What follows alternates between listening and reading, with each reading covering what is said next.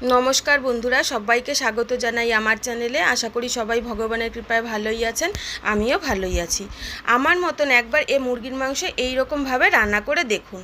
তাই প্রথমেই একটা শুকনো খোলায় কিছু গরম মশলা নিয়ে নিয়েছি।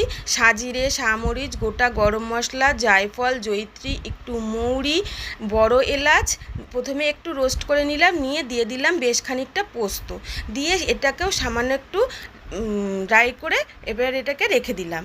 এবার কড়াতে একটুখানি পেঁয়াজ বেরেস্তা করে নেব।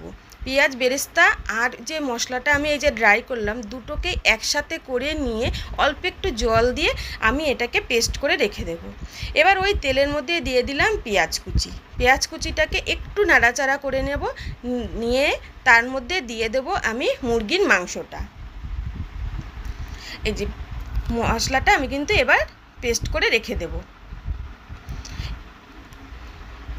ভালো করে পরিষ্কার করে ধুয়ে রাখা মাংসটা আমি দিয়ে দিলাম। এই যে মশলাটা করে রাখলাম, এতে এত সুন্দর গন্ধ আর রান্নার স্বাদটা বাড়িয়ে দেবে, একবার না করলে কিন্তু বোঝা যাবে না। 3 চামচ দিয়ে দিলাম আদা রসুনের পেস্ট। আমি কিন্তু এখন পুরো হাই ফ্লেমে রান্নাটা করছি। এবার দিয়ে দিলাম 2টো তেজপাতা, একটু জিরে গুঁড়ো আর ধনে গুঁড়ো, অল্প একটুখানি হলুদ গুঁড়ো আর লঙ্কার গুঁড়ো দিয়ে এবার আবার ভালো করে মশলাটাকে আমি কষিয়ে নেব।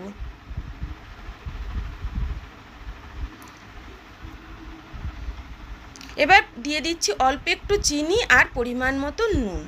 এতক্ষণ কিন্তু আমি রান্নাটা হাই ফ্লেমে করছিলাম। এবার আমি একদম স্লো করে এবার ঢাকা দিয়ে দেব, মাংসটা যাতে ভালো করে সেদ্ধ হয়ে যায়। মাংসটা কিন্তু আমি বারবার কিন্তু নেড়ে নিয়েছিলাম। এবার দিয়ে দিচ্ছি এই যে মশলাটা করে রেখেছিলাম, সেই পেঁয়াজ বেরেস্তার সেইটা দিয়ে এবার আমি কিন্তু রান্নাটা কমপ্লিট করে নিচ্ছি। কেমন হয়েছে বন্ধুরা?